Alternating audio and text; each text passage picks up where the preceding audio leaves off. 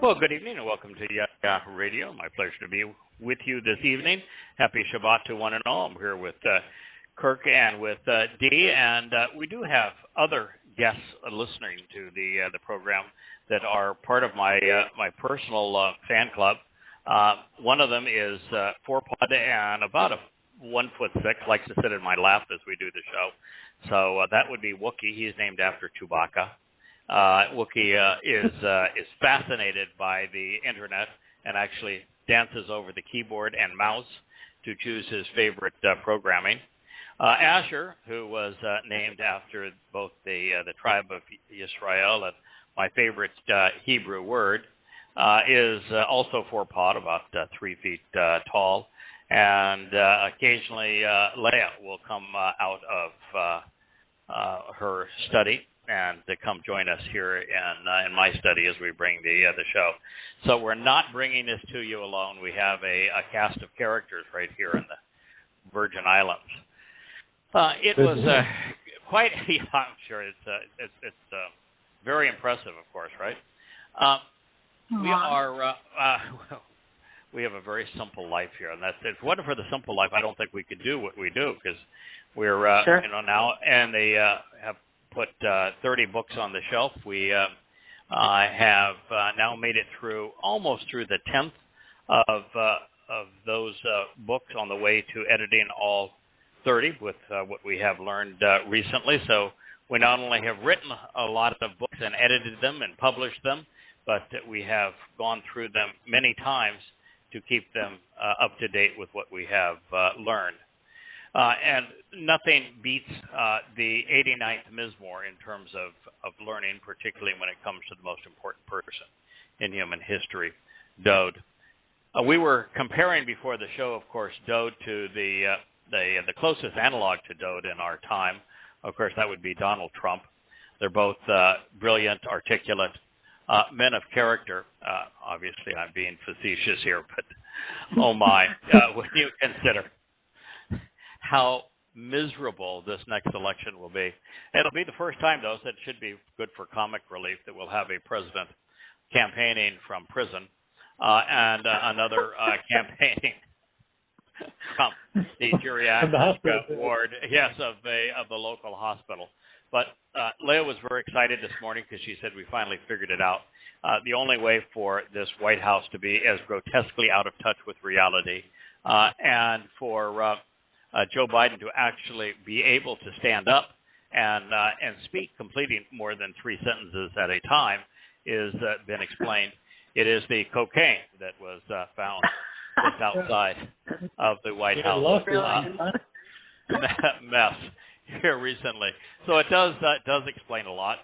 On a serious note, one of the most tragic decisions that I have ever encountered, and this may just sound like nothing to you, it was an item that just passed by quietly in the news, but I think it may be the worst decision this administration, who is the king of bad decisions, has ever made. And that is they've decided to send cluster bombs to Ukraine to kill Russians. The majority of nations on this planet have long since realized that cluster bombs are civilian killers, and that because they're indiscriminate in the way they kill and maim, that they do not belong in our world, that they are a munition that should be destroyed and never used. But we, nonetheless, as the United States, still have them. We use them constantly in Iraq and Afghanistan, killing tens of thousands of civilians and maiming tens of thousands more. But now we're going to send them to Ukraine. So what do you think is going to be the most rational, reasonable response of Putin now that we have sent them drones capable of reaching Moscow, long-range missiles capable of reaching Moscow, air defense missiles capable of shooting down Russians from the sky, tanks, all forms of artillery, And now we are going to send them cluster bombs to kill ever more Russians, or as Lindsey Graham says, best money we ever spent, you're killing Russians. What is his response? How does he lash out and hold the United States accountable for this tragedy that we have perpetrated? Some point it goes nuclear. That really is his only option. And when you continue to up the ante, in fact, we announced just today that it is certain that Ukraine will become part of NATO. When you continue to up the ante and you give all manner of weapons to one of the most corrupt and undeserving nations on earth, that would be the Ukraine, just because you want to have a proxy war against Russia. And in the process, you destroy not only your own economy, but you destroy the very fabric of that economy because you push more and more nations towards the alternative, which is brick. And you do all of this against a nation that has the most nuclear bombs in the world. It is among the most morally bankrupt and irrational decisions ever made, perhaps explaining the presence of cocaine. Cocaine wasn't just found in the White House, though. Most recently, the mayor, who is a progressive, of Washington, D.C., and she is African-American, so the Black Lives Matter movement can't blame her ethnicity for being racist. She has so crippled the police in Washington that people are dying in droves. 5 to 10 people a day are being gunned down. One of the most tragic was there was a Afghani who protected Americans in Afghanistan, survived that war, came to America, and died this week as a result of gunshot in Washington, D.C. The United States, though, does want you to know that 85 brave young men and women signed the oath to sacrifice their freedom to go into the U.S. military at Fort Meade. And our Defense Secretary Lloyd Austin was there to shake their hands and congratulate them on giving their lives to the U.S. military. It is interesting, of course, that the U.S. military is having a very difficult time recruiting now, because guess what percentage of American youth are not eligible to serve, either because of psychiatric problems, drug problems, obesity problems, attitude issues? What percentage? Now, they will take the dregs of the earth into the U.S. military, sure, particularly if you're going to enlist as a bullet catcher. What percentage don't qualify to catch bullets? Now, these are just. Now, I'm not talking about officers. I'm talking about enlisted. What percentage won't the U.S. military, which is really the last option of employment for many? You have a guess? I'm guessing 70% plus. 77% of America's youth are not eligible to serve in the U.S. military. Pretty pretty astounding. As we continue through the news, we find that it is a really bad idea for business to be woke. There seems to be no level to which Bud Light cannot fall. It is continuing to fall at a rate of 30% compounded weekly, which is probably the biggest disaster that's ever happened to a company that has spent billions advertising its brand.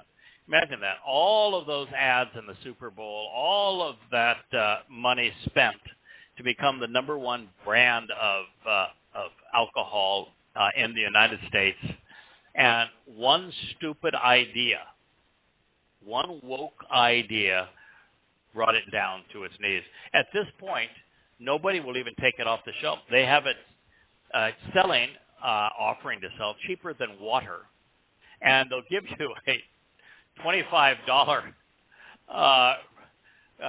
rebate on a case of beer on top of the fact that it's now cheaper than water. Wow. I had no idea. Welcome. I didn't either. One of the most interesting stories of the past week, of course, were the riots in France, in Paris. There was a young man. His name is Nahal. He's a Muslim. He was a Muslim. He was nobody wants to say that, but he was a Muslim. He was from Algeria, and he was 17 years old, and he had a habit of acting very badly. He had something in the range of 6 or 7 instances where he was driving illegally. He's 17 years old. He does not have a license. You can't even get a driver's license until 18 in France.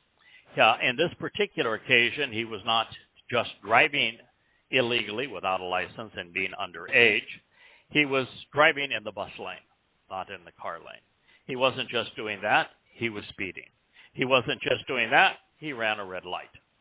And he has a history, some 5 occurrences within the last year, of when being pulled over for reckless driving, he decides that he will avoid arrest and drive off in the car. And this time, the cops pulled a gun on him and said, don't do that. You're going to get killed if you do that. And he did it and got killed. He also has a history of drug abuse. He is a patron saint, though, and an angel compared to George Floyd. So the woke are having a very tough time finding patron saints to rally around. In fact, all of them have had a terrible past. They've been some of the worst people that you could possibly imagine, like George Floyd. Spent time in prison because he got his giggles pistol whipping the belly of a pregnant woman because he wanted to rob her. And, of course, the day that he was killed, resisting arrest, he had methamphetamine and fentanyl in his system. That does not mean that he should have been killed. No, he should not have been killed for counterfeit bills or for resisting arrest or for being a cocaine addict or a repeat offender or having fentanyl in his system.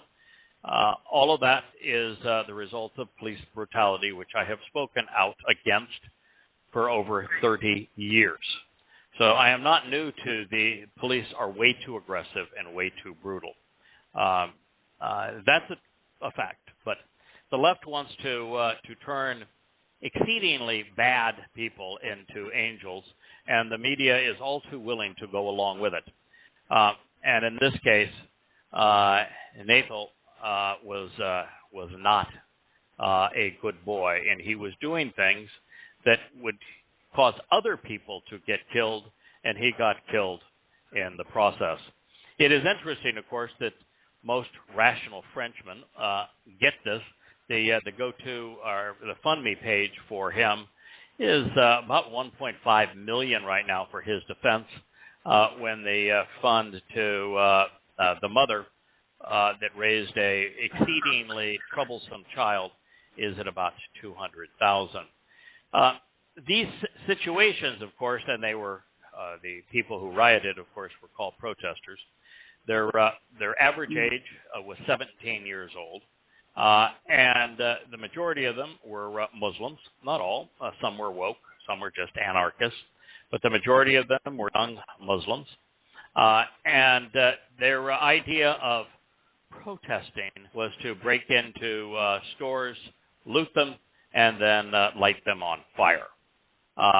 It was a disgusting display that took place in Paris, France. In fact, the protesters actually torched a mayor's home with his wife and child inside. So these are very, very difficult and nasty times. At the same time, of course, we had the IDF having finally said we cannot continue to have scores of Israelis gunned down by young Muslim terrorists that have been indoctrinated in Jenin, which is not a refugee camp, by the way. There's no tents in it. It's not the furthest thing from a refugee camp. It is a hellhole, but that is only because of Islam. You go back 15, 20 years ago, even the New York Times was running articles as to Jenin being the great hope for what was called the Arab-Israeli conflict. It's no such thing. It's Islam wanting to wipe Jews off the face of the earth. But they talked about it being the great hope because the Israelis and others partnered with the people of Jenin and the Palestinian Authority substantially improved the infrastructure. Electricity, housing, sewers, water supply, and creating job opportunities. But the Iranians had a different view, as did Hezbollah, which they financed, and Palestinian Islamic Jihad, which was created by the Iranians.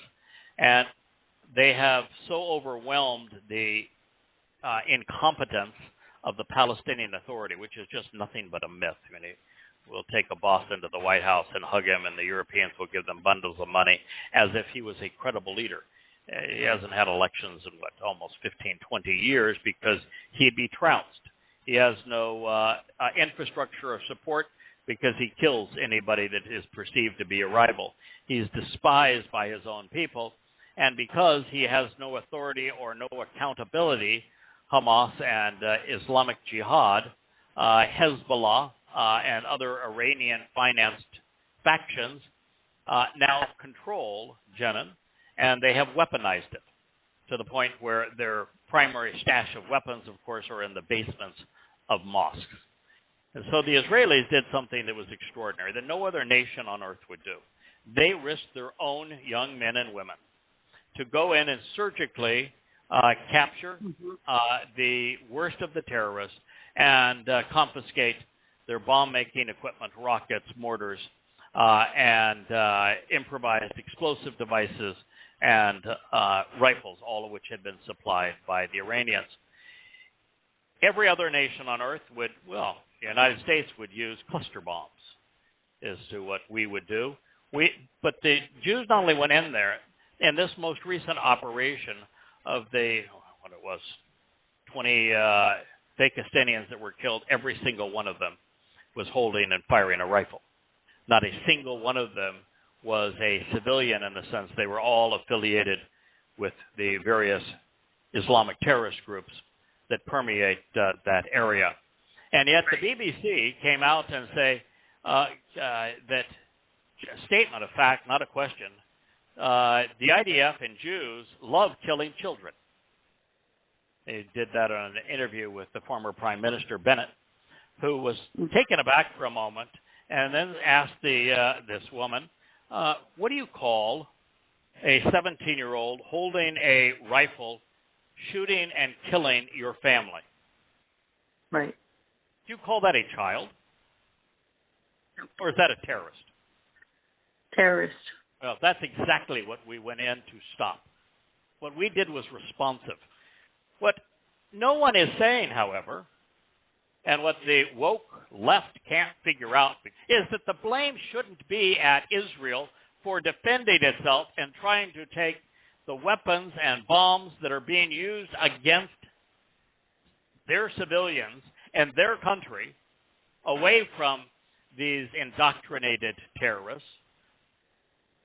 That isn't even the most important part of the story, of course, which they don't get. It's why isn't anyone holding Islam accountable for indoctrinating and recruiting and then arming children? Why was it that those 17-year-olds had AK-47s and were out in the streets trying to kill Jews. If it wasn't for the fact that they were indoctrinated at a young age, given no hope by their religion, armed and encouraged to kill by Iran and other Islamic nations around Israel. That's the story, and there isn't a single woke reporter in the nation or in the world willing to report it. Right. Exceedingly sad what has happened to us, and it's hard to explain. The news came out this week that the global food crisis is getting so bad that the EU now wants to reconnect a sanctioned Russian bank to the global financial system to keep grain supplies moving. The think tank of the EU and at America's urging was so desperate to fight a war, a proxy war with Russia, and then to sanction Russia, that we put the world into a food crisis.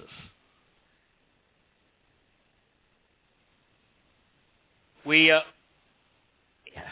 raised to the point of causing terrible inflation and pain the price of fuel for Europe, even to the United States.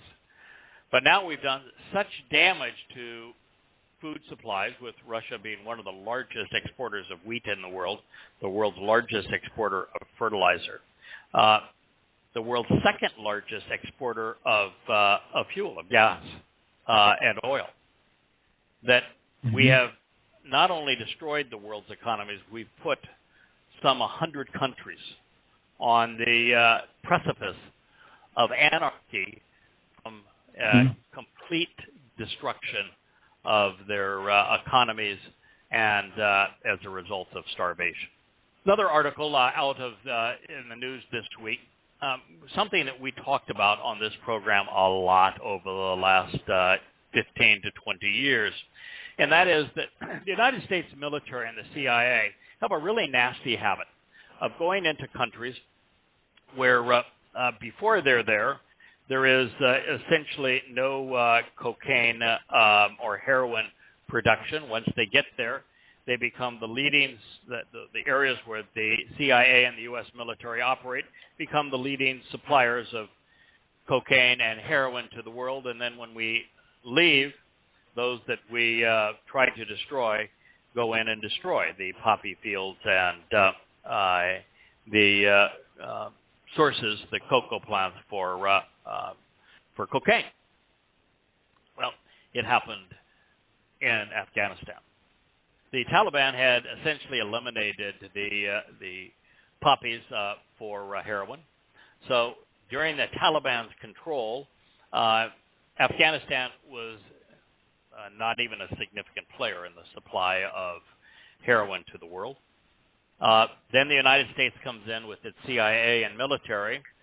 We oust the Taliban, and Afghanistan grows not only to the lead supplier, but to an 80% share of the heroin for the world. Now we leave. The Taliban is back in charge, and listen, they are a despicable organization that abuse everyone's rights, have the collective intelligence of a tadpole with the entire lot of them, and they're incredibly depreciating of women. But even during the time the United States was there, the Taliban controlled greater resources and geography than before we invaded. Well, they have eliminated the poppy production and the heroin production in Afghanistan. Doesn't speak much to the United States morality. Pope Francis condemned the burning of the Quran in Sweden. Yep, he said it shouldn't be tearing up and burning anybody's holy book. The United Nations is voting on why one shouldn't be allowed to burn the holy book. Yep. Stupid says as stupid does. Why don't you read the damn book, and you realize that Islam, because of the Quran, is the greatest menace to humanity that has been conceived in the last 1,000 years. The reason that 95% of the world's terrorist acts are perpetrated by good Muslims is because the Quran orders Muslims to be terrorists. Rather than burn the damn book, which I don't really care if you burn it or tear it to shreds, but I would encourage people to read it so that they know how stupid Islam is and how deadly it is. They would recognize that it is a terrorist manifesto, and that this numbskull, who also has an IQ of 3, as a pope, would read the damn thing, he probably wouldn't be quite as stupid. Oh, speaking of stupid, though, he wants now the Christians who have died as a result of being a Christian over the last decade or so to be viewed as martyrs. You know, of course. If he had half a brain, if he had any capability of thinking, that's not what he would be interested in. He'd be interested in what was it that killed them? Why were they killed because they were Christians? And the answer is Islam. That same book that this nincompoop wants to protect. Oh, that's probably enough news for today. It gets me irritated to read it, but you need to know that that's what's happening around the world. The combination of religion and progressive wokeism has people to the point where they're just absolutely incapable of thinking. I have long stated, and it is becoming an absolute fact for anybody who is informed and rational, that it is impossible to reason with an overtly religious or overtly political person. They've rendered themselves beyond the reach of rational discourse. And we are witnessing more and more of that every day throughout the leaders of the world. No matter what country, no matter what political persuasion, no matter what religion. All right, this time last week, we concluded our program on Mizmowr, lyrics to sing, Psalm 89:21, the first part of it anyway. I do like to have just a brief introduction to the psalm before we begin and rejoin it. I call it Dowd's song, David's song. It is a tribute to Dowd. It's the most glorious tribute that has ever been written to anyone in all of human history. It elevates Dowd to the status of God, Elyon. It speaks of him being as brilliant as the sun. It declares that he is the Son of God. Yahweh himself says that he anointed him. It ends by not only stating that Dowd is the Messiah, but that the greatest anguish to God is the denial of Dowd's status as the once and returning Messiah and his rule in our salvation. The song introduces Dowd as Yahweh's chosen one, as his firstborn, as the most set apart, as the King of Kings, as the most important person in the history of the world, because he also served as our Savior, as the Passover lamb. It's an extraordinary piece of literature, and of course, rabbis and Christians alike have had it at their fingertips for 2,000 years, and not a single one of them have acknowledged what it reveals. And God is so frustrated, so anguished over his people not acknowledging his Son's attributes and accolades and accomplishments, what they achieved together. God goes so far as to say, I promised this to Dowd. Only to Dowd. And I am never going to deny him. And if what I have said doesn't pertain to Dowd, then you're calling me a liar. Those are fighting words. The correct understanding of the 89th Mizmowr, as well as Mizmowr's Psalms 1 through 30, is exceedingly straightforward. Dowd is the exemplar of the covenant. Yep. He is the sacrificial lamb of Pesach. He is the once and returning Messiah. He is the Son of God. He is God's counterpart. He is going to return as God. I guess that solves the Jewish problem that he can't be the Son of God because they're different species.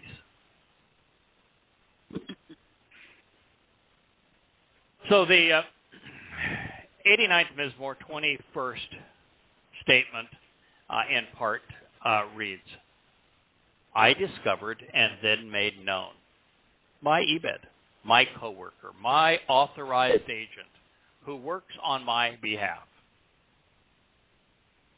Out of my Shemen Kodesh on me, my set-apart oil, I have Matsah anointed him. So that to show the way to the benefits of the relationship, my hand will be established and steadfast, authenticated and sustained, unwavering and persistent with you. For QPS, the oldest extant witness to this psalm, changes the Masoretic with him to with you, which changes the entire purpose of the statement. Yeah. Yahweh discovered Dowd. He was out tending sheep in Bethlehem. He was 8 years old. He was a nobody.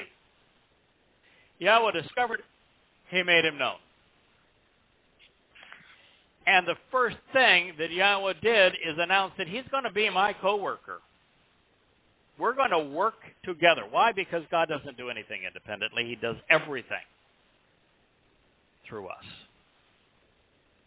And there's no one he did as much through as he did with Dowd. And then he announces that out of his oil, he anointed him. That's what it means to be Mashyach. Mm-hmm. But in this case, what Yahweh is saying is, I told Shamuel to visually demonstrate for the people the whole process of anointing, and he did it. And for the people's benefit, I orchestrated Dowd's anointing 2 more times, 3 total. But this goes beyond all of that. This isn't God telling Samuel, to anoint the kid. This is God himself saying, I anointed him. So if you want to argue the idea that there is some unknown Messiah that is coming back to save Israel, nobody knows his name, nobody knows when he's coming, as opposed to recognize that Yahweh himself said, I anointed Dowd. Good luck with that. And I don't know how a religion can memorialize the words of Maimonides, who, as one of the pillars of Judaism, says that the Messiah is coming, when he doesn't even mention his name. When the 89th Mizmowr was staring him in the face.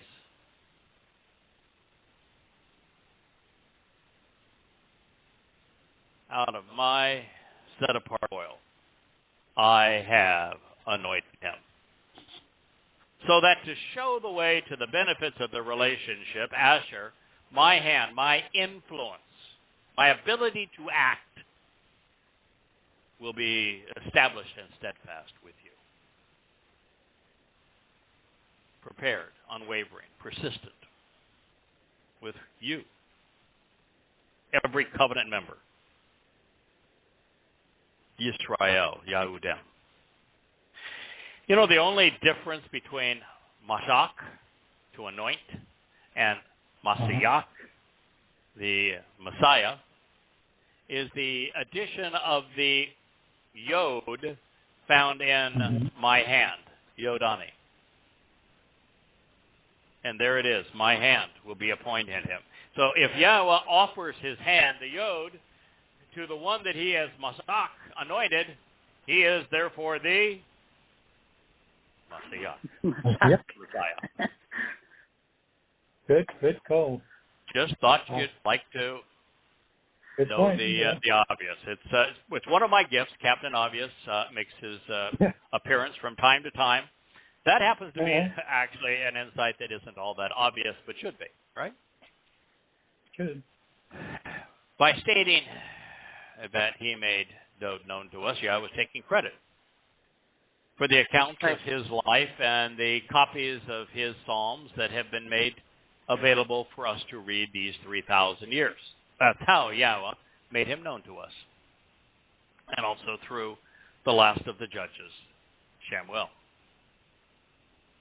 No other 11th century BCE life is as contemporaneously or voluminously documented. Not even by 1%. Therefore, we should be asking ourselves why this is so. Why did God intervene in human affairs in this way, at this time, in this place, with this man, to make him so abundantly known to us?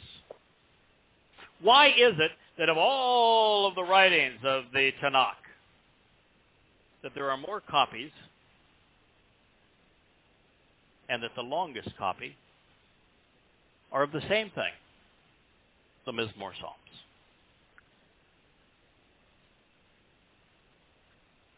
We have more written about and by Dowd than we can process in a lifetime, preserved in the original language, verified and proven credit with copious prophecies, conscientiously maintained, and even extant among the Dead Sea Scrolls, parchment sealed in ceramic jars, found less than 20 miles from where these Mizmowr were first composed. Amazing. You want a miracle? There's your miracle. Yeah. By calling Dowd His Ebed, Coworker, God is giving us the opportunity to understand some things that are very profound. That the things God most wanted to accomplish, he did with Dowd. For example, 89th Mizmowr says that Yahweh confirmed and established the covenant. Not with Abraham, with Dowd. Yes, he formed it with Abraham and Yitzhak, but it was established by what he and Dowd did together. Why is that? Because Yahweh, Father and Son, and Dowd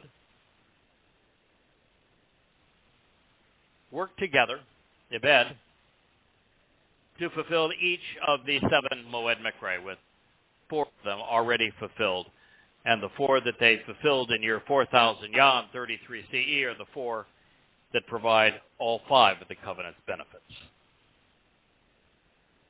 Covenant was established with Dowd.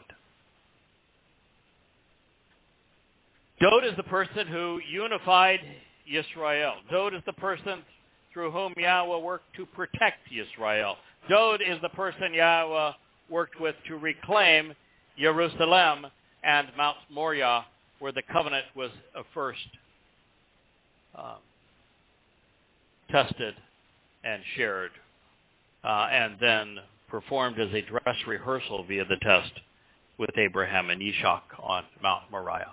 That all happened with Dowd. Dowd is the person when we have 2 Samuel 7 and that great story of houses. Who builds them? Who lives in them? Dowd's home was just down the ridgeline of Zayin from his fathers and will be reestablished in just that way.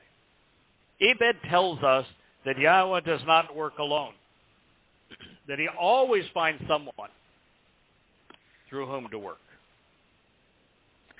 Doesn't mean that the people that he works through are always of the same caliber.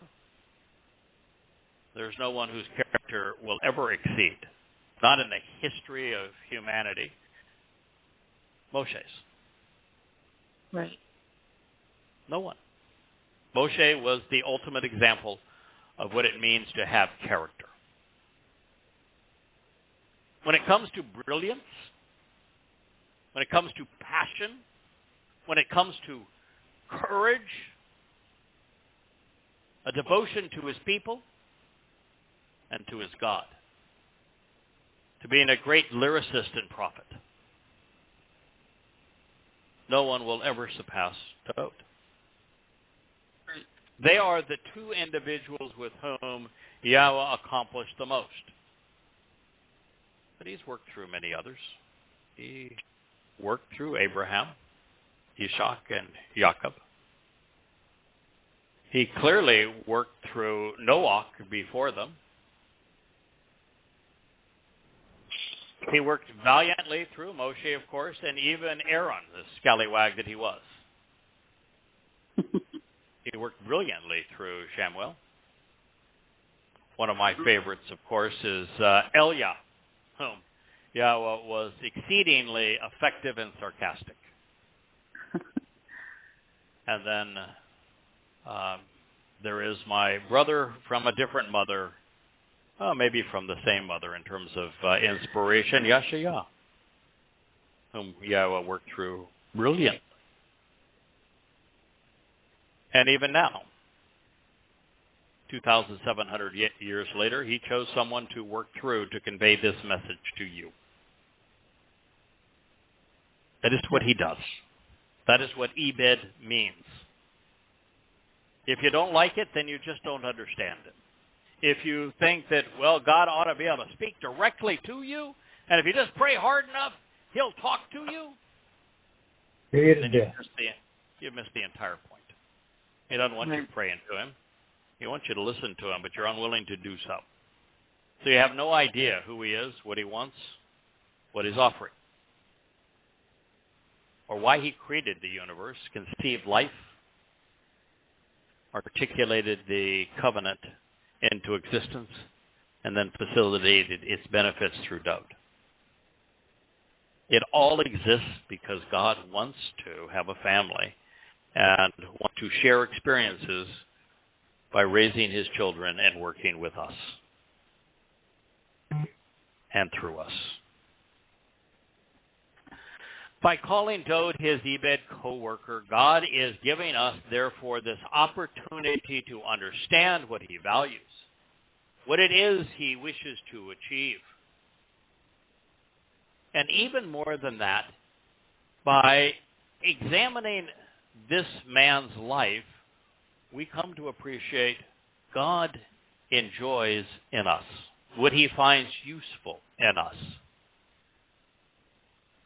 And since we have these 2 men in particular, Moshe and Dowd, as exemplars of the men that God was able to achieve the most with, and that we know the most about. Doesn't it seem reasonable to learn all we can learn about these two men and everything in their personality, everything in their attitude, and everything in their approach to life, the words that they spoke, shared, the deeds they accomplished, their thinking? Wouldn't it make sense, since the guy that they managed to endear themselves to and who chose them to work through happens to be God? Doesn't it make sense to learn all we can and to apply as much of it as we can to our own lives? Yes. Yes. Mm-hmm. And, by the way, neither Moshe nor Dowd are beyond our reach. Both of them. They're marvelous, extraordinary people. They are not beyond our reach. We can do as much as they did. We can. Because all we have to do is make ourselves available, listen to Yahweh, study and learn, think about what He is offering, be committed to the cause, try to align our thinking to His, be exceedingly bold, show some character and some integrity, be committed to words, particularly the written word. And we can change the world. Now, you might think it's and I don't think it's the present audience here, maybe Wookiee would be an exception, would think that it is being way too presumptive to suggest that we can accomplish as much as they did. But think for a moment. At the end of 40 years of leading Israel through the wilderness, how many of those that Moshe encountered 40 years before, when this Exodus Yatzah began, were allowed into the Promised Land? One. 2.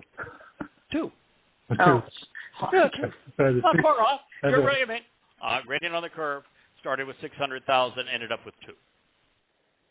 Yeah. That is not exactly a stirring victory unless you're God and your values are quite different. But it's 2. Yes.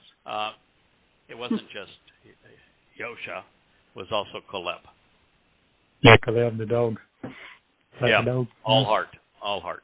All heart. But all heart doesn't mean he was emotional. No, in fact, Caleb was anything but. He was cerebral.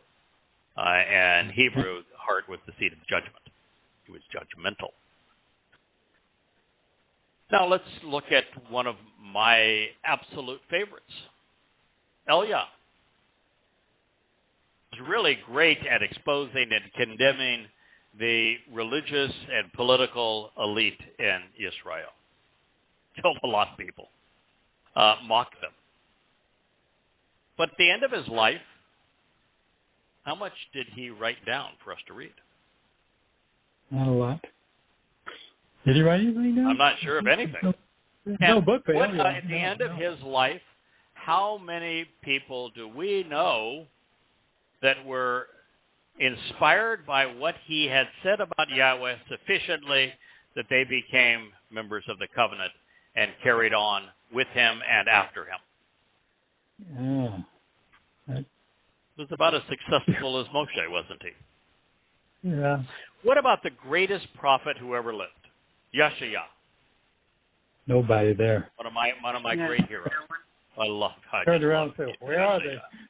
And so God calls Yasha'yah, he's such a wonderful man. He's just such a brilliant, in fact, Yasha'yah, you need a special vocabulary just to translate Yasha'yah because he was a master of words.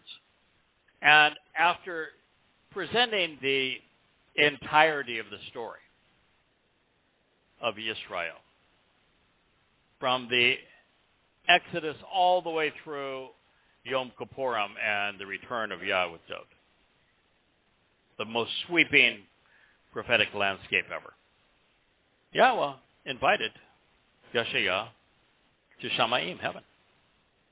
And they were having a moment, and then Yahweh, to make a point, not to Yasha'yah, but for us, opened the door. And here was the greatest, most articulate prophet ever to speak for Yahweh.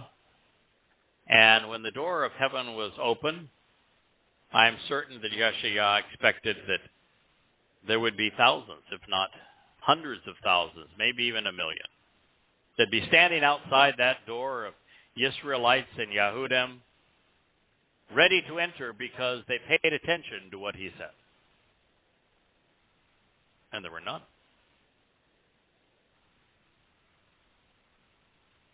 There were none. And Yahweh continually said that for the next 2,700 years, he looked and found none. Dowd is an exceptional case because while his first life was fraught with peril, I mean, he wore out. He just did. It began gloriously and fizzled in the end for a number of reasons. I think that Israel just became too great a burden for him. But that is a life because there were so many flaws that there are aspects of his life that we can do as well, if not better. It's not out of reach for us. And clearly, when Dowd came back for life 2 and served as the Pesach El, Passover lamb, and offered his soul to carry our guilt into Sheol and deposit it there so we would look perfect in God's eyes, that's a special case. We can't emulate that. I'm going to say, okay, we're going to put that aside. Can't emulate that. Shouldn't try. Don't need to. But in terms of the life that we know the most about, we can perform at that same level with the God's support. Yeah, it takes a lot. So as a result of these books, the Yada Yahowah series, and the family that is supporting them, program, ultimately there will be thousands of Israelites and Yahudim who just 10 years from now, and in the interim between now and 2033, are going to come to know Yahweh's name, and are coming to know Yahweh's name, using it, understanding the conditions and the benefits of the covenant, appreciating the role Dowd has played and will play in the fulfillment of the Moed Miqra. And as a result, are going to spend eternity in Shamayim, heaven, with Yahweh. And all of that is because God chose to work with somebody, again, had lots and lots of prophecies about who it was going to be and how he would work with them, and then enabled this individual's success. Not for the benefit of the person. No prizes at the end of the event. For the benefit of his people. For Israel. For Yehuda. Yeah. This is what God does. He has always done it. He will continue to do it throughout eternity. The reason that Dowd is coming back as the King of Kings, as the ultimate shepherd, as Elyon, as if he were God, is because even in eternity, God is going to continue to be exactly the same individual. He's going to communicate and engage with us through us. It is actually brilliant, of course, and this whole process began, or at least was, I shouldn't say it began. It began, of course, with Adam and then Noah. But it was affirmed at the beginning of the Matsah Exodus. Yahweh told Moshe, listen, I'm going to do you a favor on behalf of the children of Israel. They're a difficult lot. I'm going to prove that it is me, God, who is inspiring you, so they know you're not making any of this up. So what I want you to do is you gather all the people together, and I am going to appear before the entire family of Israel on your behalf to affirm that it is me, God, who is inspiring everything that you're sharing with them. Hey, pretty cool, right? Yeah, absolutely. Hey, what? You're scaring us. Don't ever do that. God didn't disagree. He said, you're right. Okay. That was intimidating. Didn't mean to intimidate you. Don't want to force or compel your decision regarding me. I've made my point. I will not only work through people. I will not interact with you again outside of the parameters of working through someone that I have chosen. That's why he's returning with Dowd. Now, highlights of God's ultimate search reveal that Yahweh wants us to call him by name, to relate to him as we would a loving father.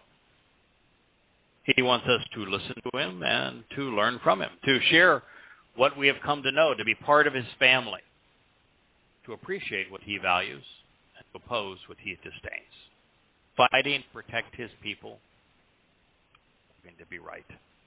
God is attracted to intelligence and to character, to passion and to reliability, to those who are not afraid to tell the truth, even when it isn't possible. I can tell you that it is difficult to work meaningfully with God as a part-time listener. Now, I understand. God has not, and this is very important, there's lots of people that can engage and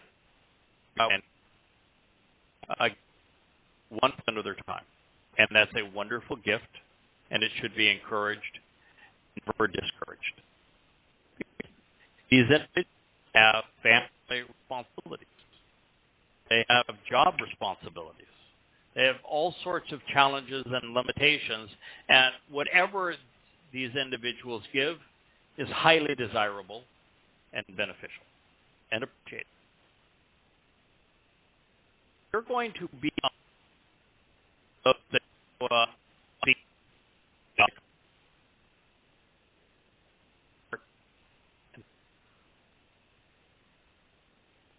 consume.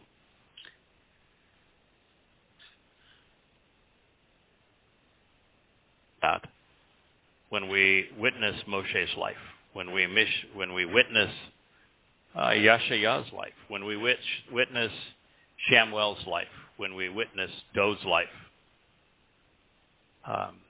And I can tell you even today, with my life, I do this 12, 14 hours a day, 6 and 7 days a week. It is all-consuming. It is not consuming in the sense that, you use the word consume. That means that there would be less of you when you are finished than there was when you began. It's a figure of speech. It is. It's highly additive. The more you give, the more you gain. But it isn't a part-time affair. If you're going to want to work with Yahweh at this level, first, it is by invitation only. And second,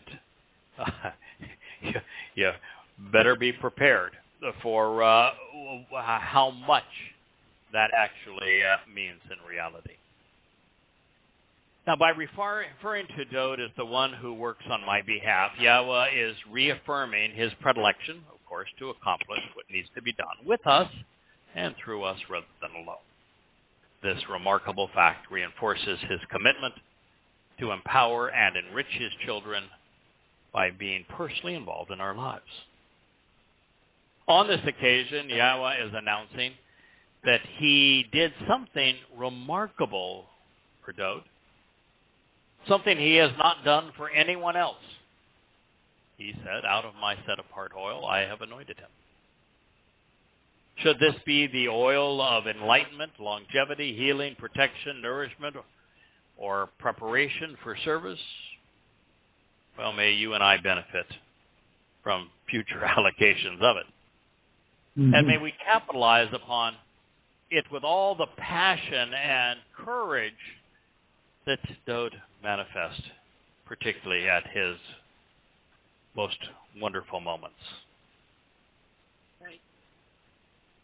Shemen Kodesh Ani, my set-apart anointing oil, isn't describing the application of olive oil on Dowd, although this occurred at Yahweh's direction. It actually speaks of Dowd being immersed in the Ruwach Qodesh. That's how Yahweh accomplished this, the set-apart spirit. And Yahweh did this with Dowd when he was very young, 8 years old, at the time that he was first declared His Mashyach, Anointed Messiah.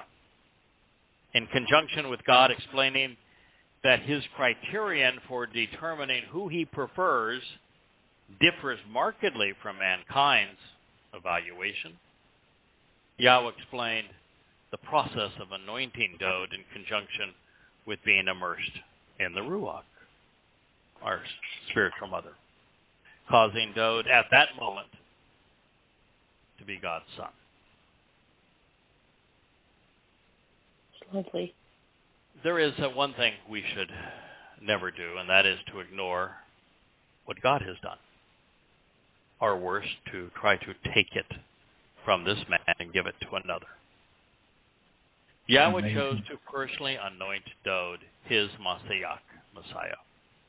It was God's decision, and we should respect it, appreciate it, accept it, embrace it, capitalize upon it by reading, for example, his 119th Mizmowr on the Torah, his magnus opus, if you will, on how to properly observe Yahweh's guidance.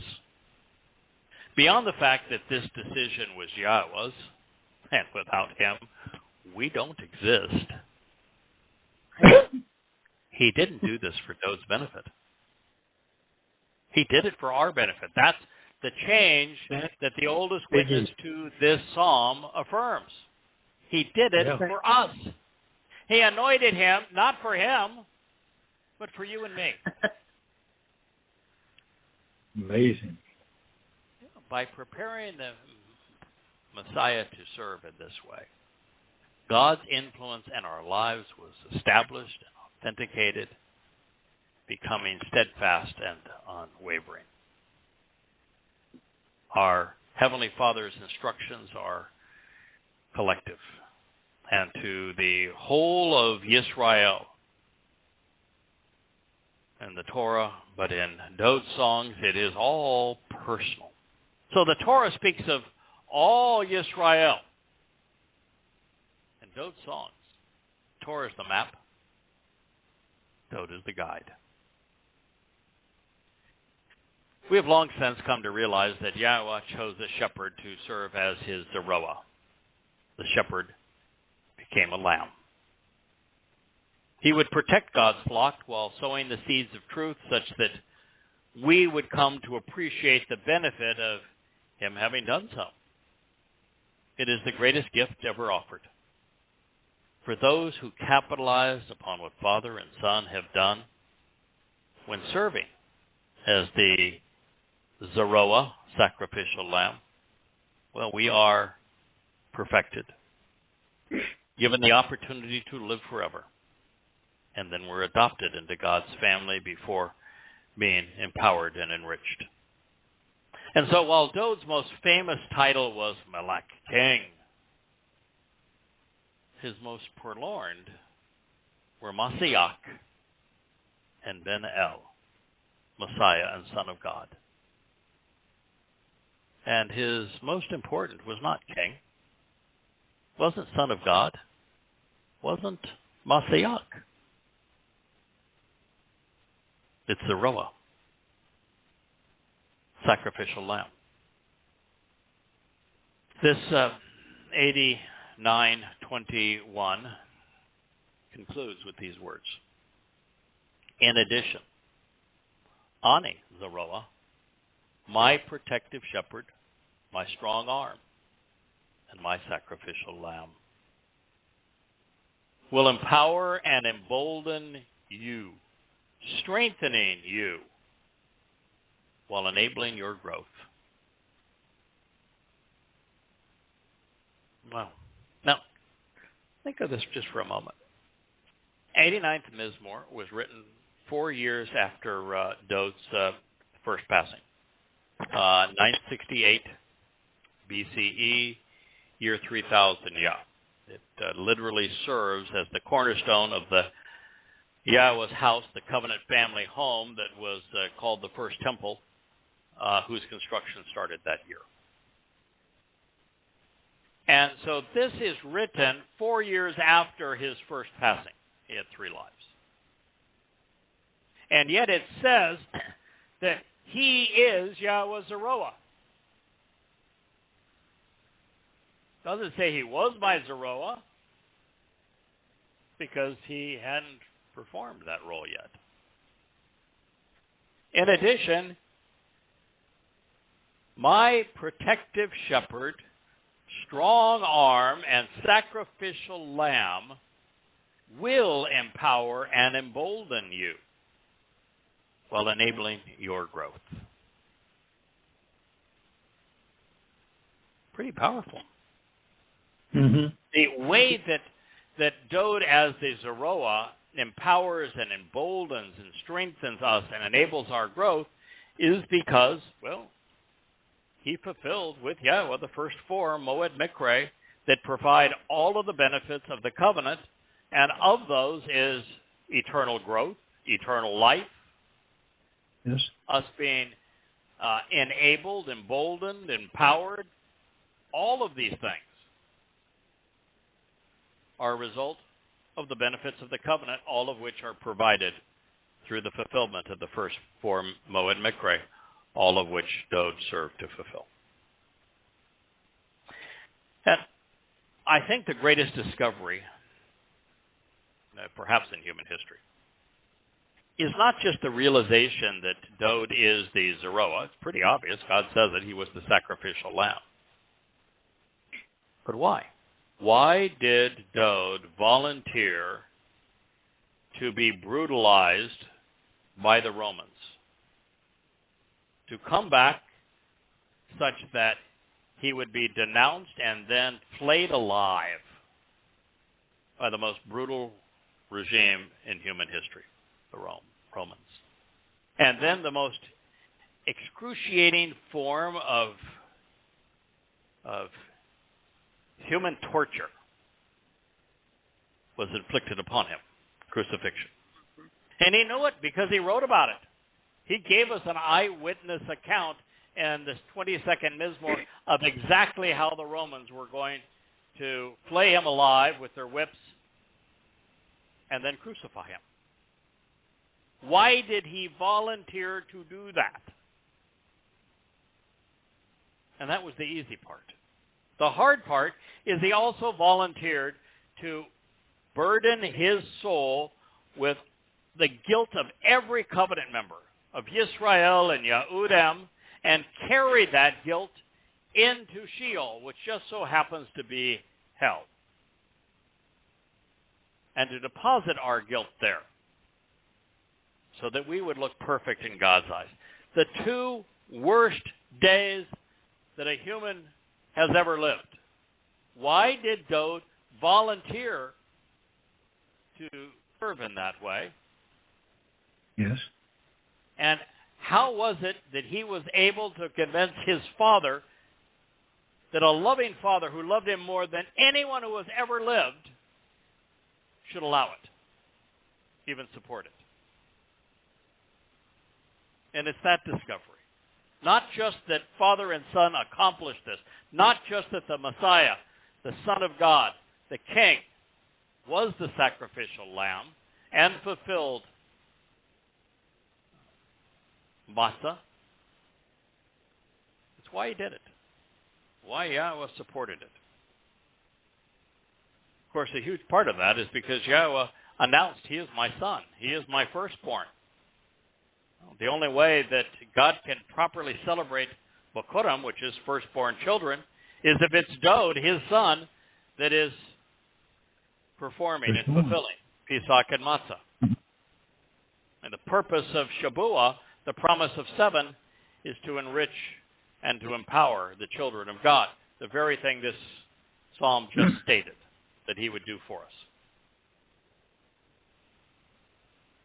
And once you understand why Dowd volunteered to endure the 2 most hellish days in human history, to come back for his second life for the express purpose of doing that. So he's going to have to endure looking forward to that for 1,000 years and then live with it for 30 on earth. Because he wrote about what he was going to do 1,000 years before he fulfilled it. And then his soul was placed into a human body 30 years before, maybe 33 years before he suffered this fate. He knew exactly what was going to happen, and yet he volunteered to do it. His argument was brilliant. Israel's impossible. Yeah. No one had a better character, was more noble. And not once, but a bunch of times. They tried to kill him. Israel was so bad, Dowd's own son led an insurrection against him. The first king, the one chosen by Israel, tried to kill him. This is a tough crowd. Well, read the story of the waters of Meribah if you don't think so. And so Dowd recognized that he had Yahweh's full support. He was extremely courageous and effective. And yet, Israel turned on him. He was the ultimate student of the Torah. He knew that there was no better person than Moshe, and Israel turned on him. And now God wants him to come back and be the leader of Israel for all eternity? And Torah said, are you crazy? No. Oh, wait a minute. I have an idea. I've read the Torah. I know the plan. You need a sacrificial lamb. You need someone to fulfill Matsah. You need someone with whom you can celebrate Kipurym. He says, that person is going to be me. Because by sacrificing these 2 days, all of the anguish that leads up to them, I will have gained the respect of everyone who is saved, of every covenant member, of every Israelite that's part of that remnant, of every Yehudim that comes to express their joy in Yahweh's return. Every one of us is going to know that Dowd is our Savior. We're there because of what he did. He will have earned, he has earned our respect and admiration, our great love. And that's why he did it. It was the only way. His father recognized it and supported it. That is what Mizmowr 89:21 is telling us. Now God will be, and Dowd will be, even more explicit in other places. But this one statement is enough to understand. How did Dowd fulfill Matsah, the Miqra, that is the most important day in human history, the day that religious Jews completely ignore? It was because his soul was anointed in the set-apart spirit, carried into Sheol and then rescued from Sheol by the set-apart spirit and brought back to earth to celebrate firstborn children, where we inherit all that our Father has to give.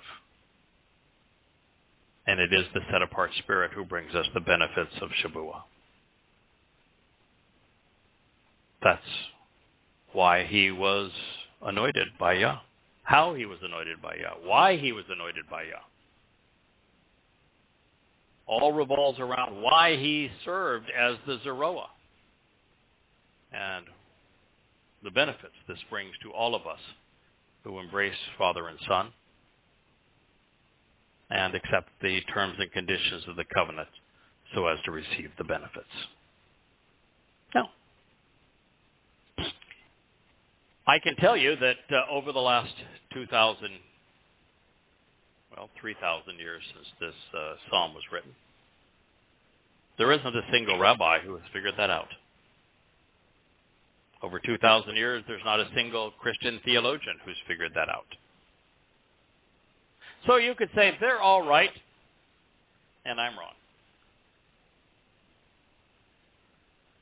But that would be a very, very unwise decision. My suggestion instead is to do as every covenant member who has become a covenant member based upon these books and these programs have done, and check out every word. This rendition of the 89th Mizmowr, it appears in Coming Home, Volume 1, All the Voice. I think we have it already now on available in its revised form at Amazon. I know it's available on the bookshelf.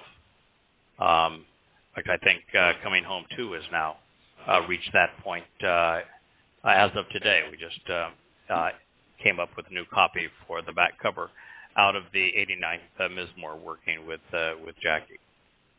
It's available. Do as every covenant member has done. Look at each of these words. If you read it online, you can go into a search engine and put them all in.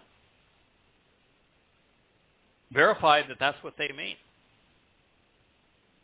Look up how these words are used in other places in the Torah and prophets. And when you find that this translation is an accurate representation of these words, and you've read the Mizmowr 89 through the 21st statement, so you see this in context, see if it isn't obvious to you. We've devoted, 5 or 6 programs already. We're on the 21st statement. Lightning forever. Pretty clear, right?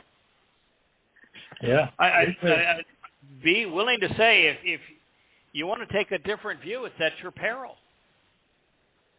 God could not have made this any more clear, obvious for us. There was actually no need to interpret the text. There's no need to extrapolate or speculate. The Bashar, chosen one among the people, the anointed Messiah, the Son of God, the man Yahweh raised and exalted to work with him, the very hand of God, His Zarowa, protective shepherd and sacrificial lamb. Well, he has a name. It's Dowd, the beloved, now known as David. For those willing to listen and engage, his life and lyrics will emetz atah, help you grow, empower, and embolden you. When you possess this realization regarding who Dowd is and what Yahweh did with him and through him, your life is forever transformed. You're empowered, you're emboldened, you grow way beyond anything you could have previously imagined. I think this,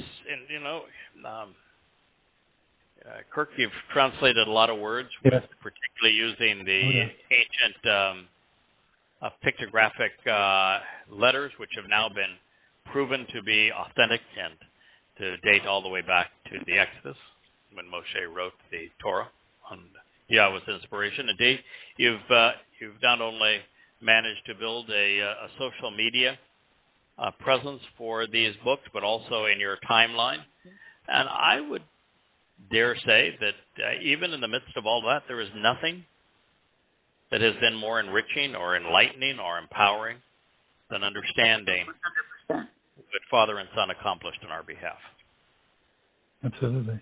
Yeah. This is the greatest treasure in the history of the world. Yeah. Capitalize on it for God's sake, for your sake. If you haven't already done so, it's well past time that we accept and acknowledge Dowd's special place in our lives and with God. If anyone holds the king to heaven, the keys to heaven, it's this man. Mm-hmm. It's his home. It's his family. It's his father. It's his throne. It's his kingdom. His plan. We've been invited to share it all with him forevermore. He opened the door. He made it possible for us to enter. And what did Christians do? They robbed him of all of that to create this mythos of a misnomer. What did Jews do? They denied it all. And in addition to denying it all, including denying that Pesach, Matsah, B'Kodim, and Shabuah were even fulfilled, or that Dowd was here doing it, they had the audacity to throw a false Messiah in God's face, in Bar Kokhba.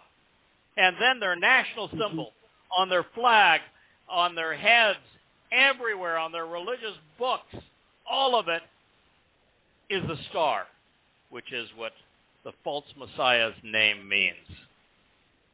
Bar Kokhba, son of a star. Mm. The most popular religion in the history of the world, and the most depressing religion in the history of his people. They've both done this.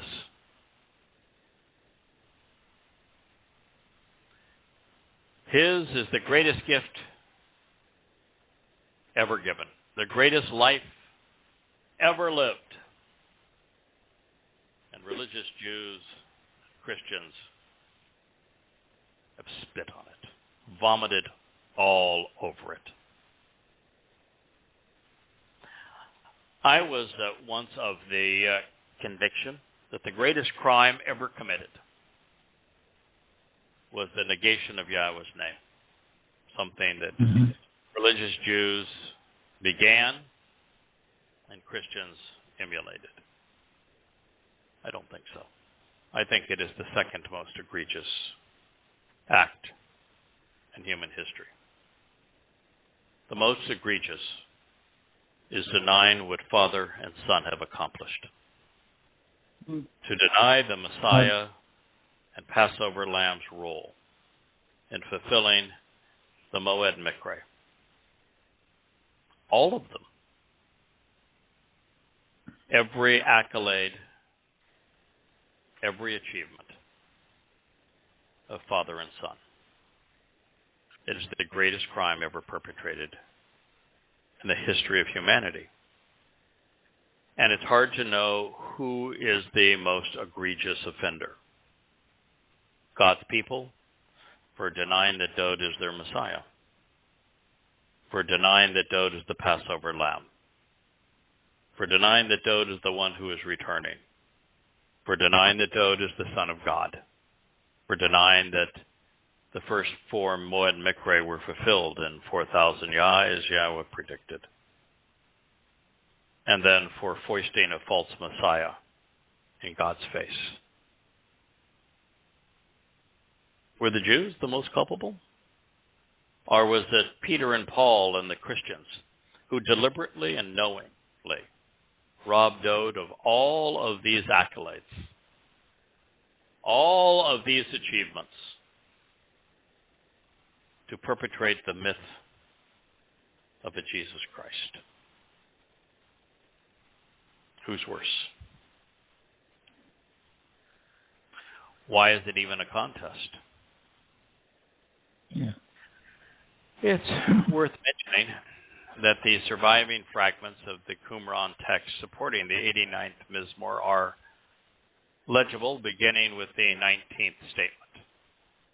The differences when compared to the Masoretic text were numerous, and they are significant. They are especially relevant in the previous statement, particularly in 89:21, where the opening thought is now corrected to present as two distinct sentences, with the change from with to from relative to the set-apart oil with which Yahweh personally anointed Dowd. But the biggest difference of all is that concluding pronouncement that we considered, where rather than this being done to him as the Masoretic text ascribes, it was done for us. Yeah. And keep in mind, when Yahweh chose to work with Moshe, it was not for Moshe's sake. Moshe didn't even want to do it. It was a terrible job.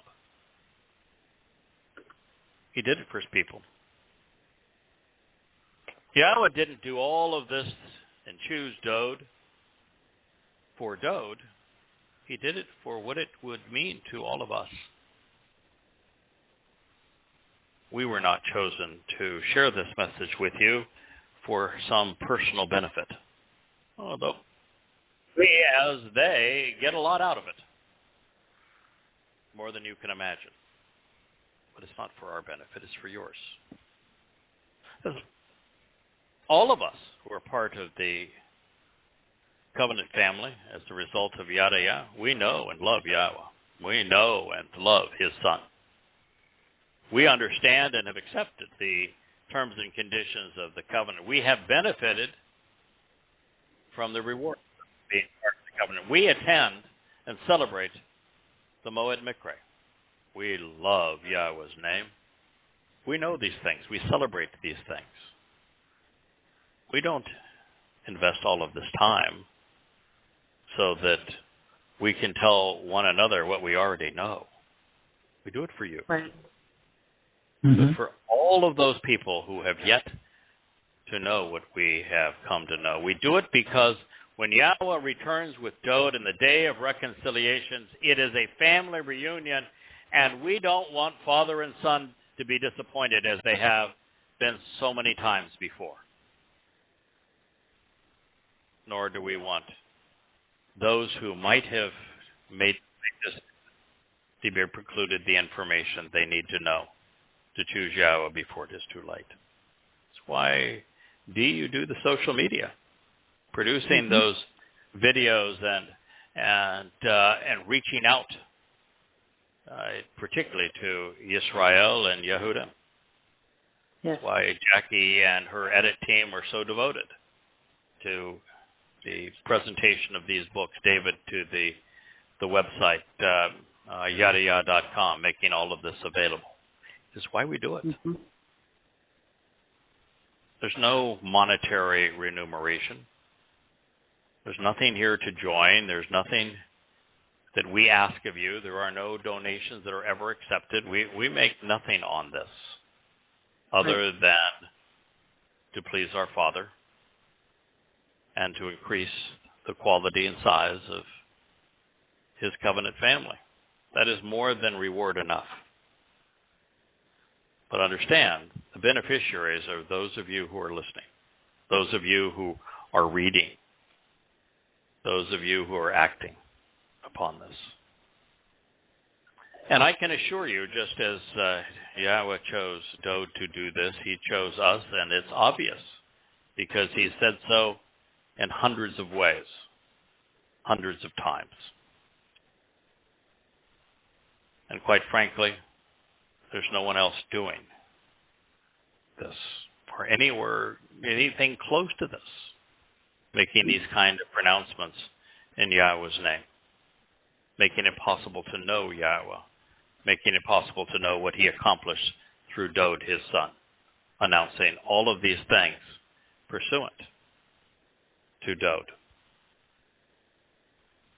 It isn't available anyplace else in the world, and yet it's prolific here.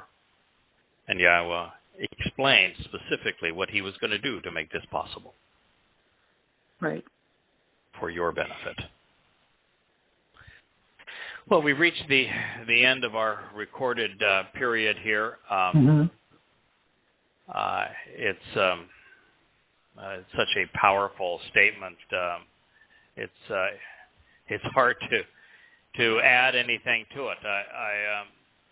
I think we are probably best because at this point in the very, very long chapter on the 89th Mizmowr, we do a summary, and maybe we should do that next week. The summary covers where we have been up to this point, because this is really a crescendo in this great song. And so we will begin next week by sharing with you Mizmowr 89 from its dedication all the way through 21 in summary form, just for that experience, so that we can revel in it. And then at that point, we'll press forward and cover more of this marvelous piece of literature. I think the most rewarding and uplifting, relevant, empowering, saving ever written. Undoubtedly. I think it's the most. Not only that, is I've been studying the Zarowa. Just real quick before y'all go home. I've been studying the Zarowas, the three of them, and they both have such a unique part to play. Dowd, obviously, phenomenal, but Moshe as well.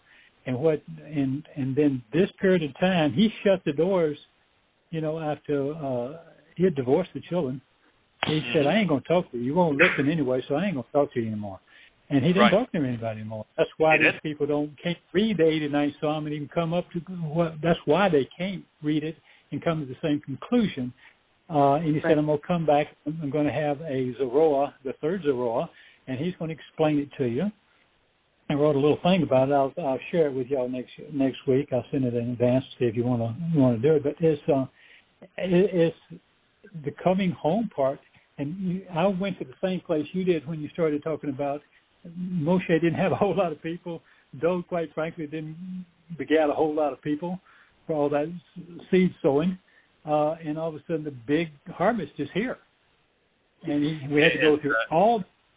Zarowa is the right word to focus on, Kirk.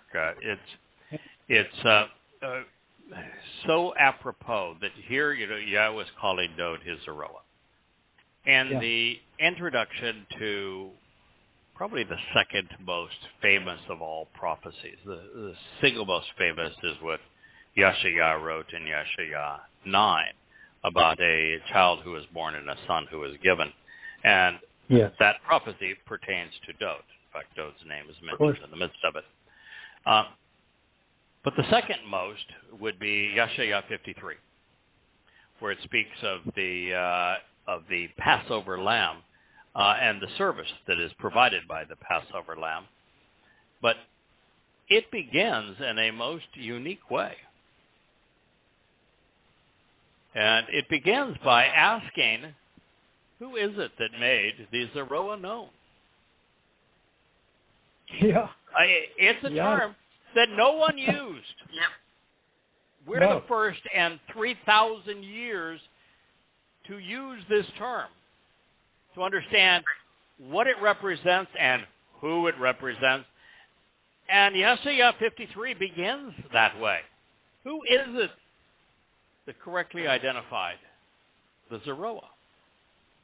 And if that were not enough, this announcement that Solomon made, Dowd's son, at the dedication of the first home of Yahweh, he specifically says that this Nakri, this person in a different time and speaking a different language from a different country, who is an observant foreigner, is going to proclaim the purpose and the nature not only of Yahweh's name, but of the Zarowa. And if that were not enough, when Yasha'yah devotes an entire chapter to how God is going to empower this growth, this stem, calls him a choder, off of the main branch, this sucker that would grow up from the old rootstock and stump, that how he was going to empower him with 7 spirits to write this sign that he was going to lift up for his people to see. In Yasha'yah 11, by the time we get to the end of the book, Yasha'yah is speaking of a third Zarowa, the little Z, I call him. And of somebody who's going to sow the seeds that take root and grow from Zerah, seeds which take root and grow, yes, that will bring God's people back home.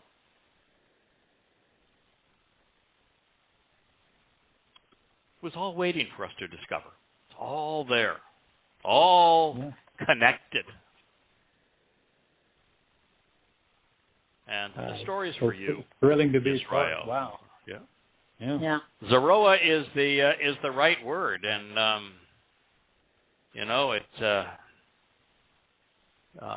it's when you're ready, Kirk. It would be a marvelous word to examine in terms of what the letters say.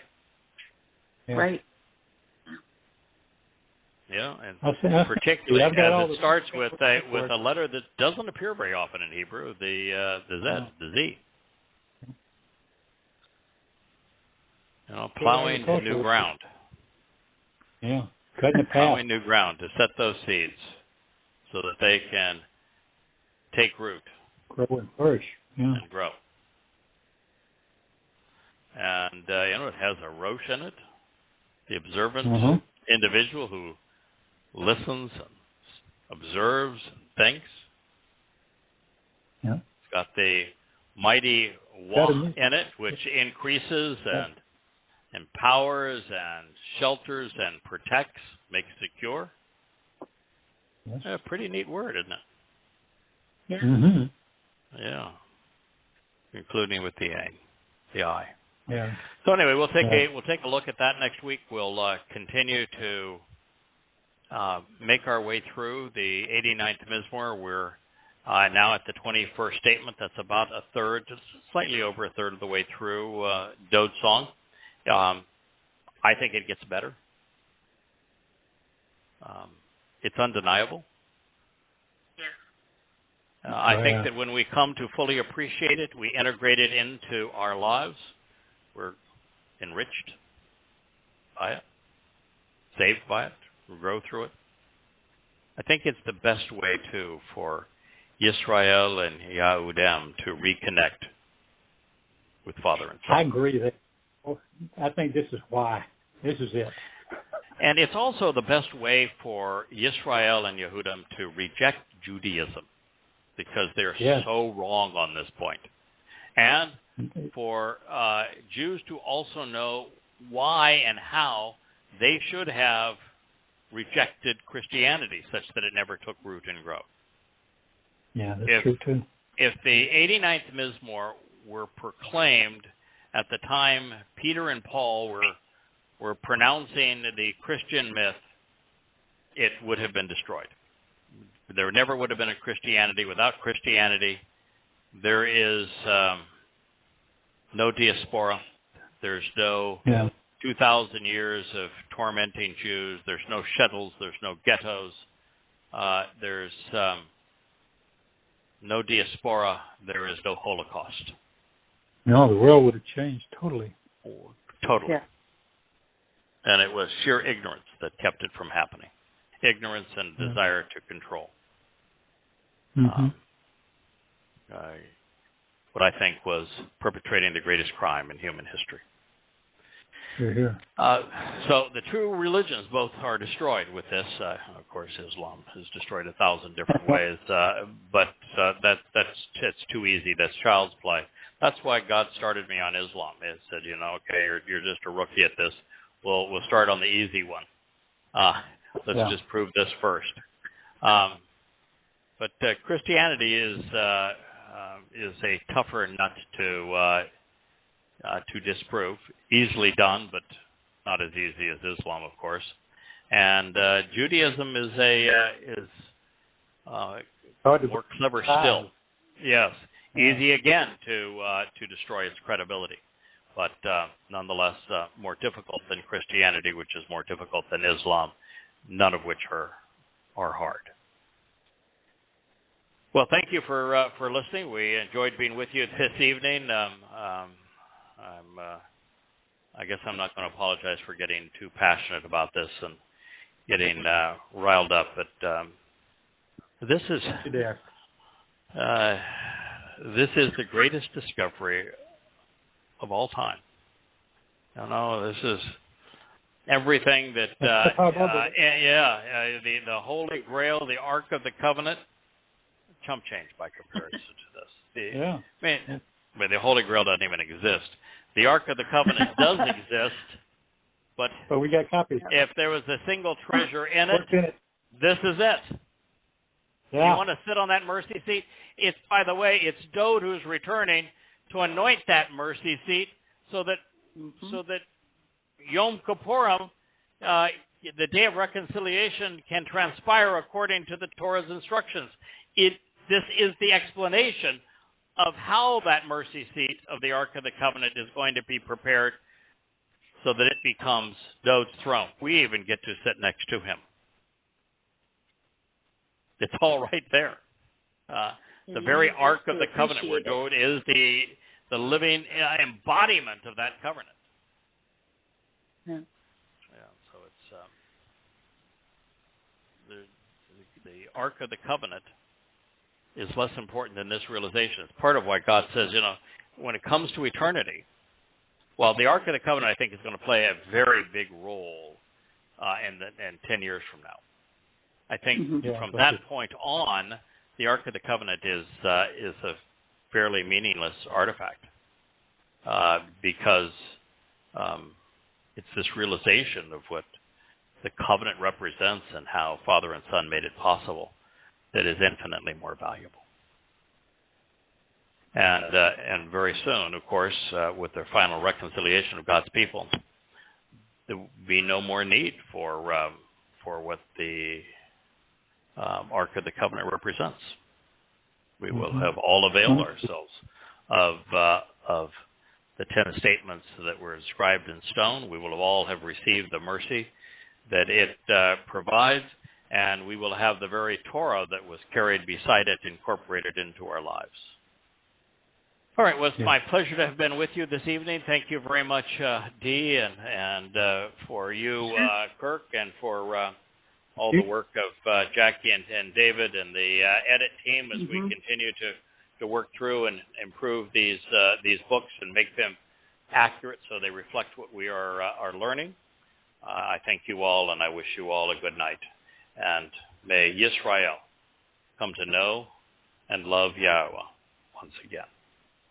Good night. Good night, y'all. Shalom, shalom. Good night. Shabbat shalom.